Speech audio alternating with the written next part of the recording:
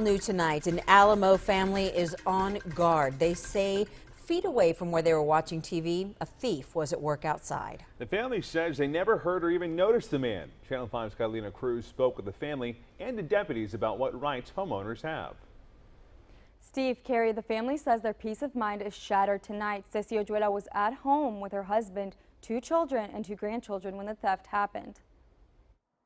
It was a typical Monday night football evening at the Hoyuela residence, except something was lurking outside. A cold front forced Ceci Hoyuela and her family to watch the football game indoors. My husband and I were in the living room and we didn't hear anything, we didn't see anything because we were too into the football game. It wasn't until a few days later that Hoyuela noticed a speaker matching this one was missing from her backyard. We backtracked the cameras and we see this individual just pacing at a slow pace, just grabbing the speaker and walking with it. Hoyuela showed us that to the left of their home is a canal. Surveillance video set up around doesn't show a car pulling to the front of the home. Hoyuela says the only way the trespasser could have entered her property is through a section of her home that isn't gated.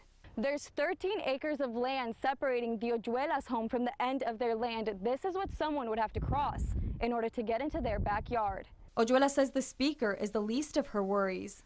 It was still early, 1, 2, we were still awake. We were here, we were here. My kids were here, my grandkids were here. She's thankful the thief didn't come inside. As a gun owner, she says she would have protected her family. We spoke with Sergeant J.P. Rodriguez. He says folks have a right to protect themselves and their property only if certain criteria are met. If someone's coming at you with deadly force, or you perceive them to be a threat that's going to cause you seriously bodily injury or even death, then you have the law permits you to use deadly force to defend yourself. Sergeant Rodriguez added that a trespasser on your property and inside your home are weighed differently under the law.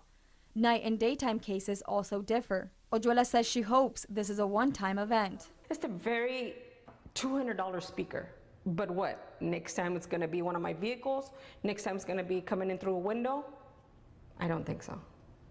Not in my turf. She just wants to know her family and her belongings will be safe. Hoyuela filed a report with the Hidalgo County Sheriff's Department. She adds from now on she'll keep an eye on her surveillance cameras. Tonight she's considering adding more security measures to her property. Live in the studio, Catalina Cruz, Channel 5 News at 10. We spoke with an attorney about what your rights are if you are face-to-face with a trespasser. This is a Channel 5 News Extra.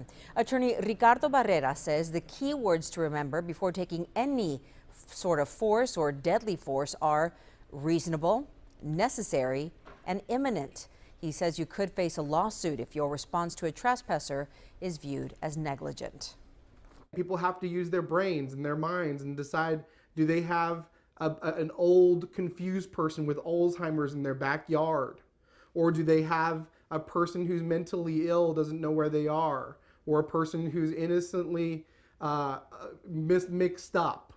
The best thing to do is if you see somebody on your property, call the police. Let the professionals handle it. And if you do have a case of imminent threat, you're going to know it. Barrera says no two scenarios are the same. He urges homeowners, as he just mentioned, to contact police or call 911 before confronting an intruder.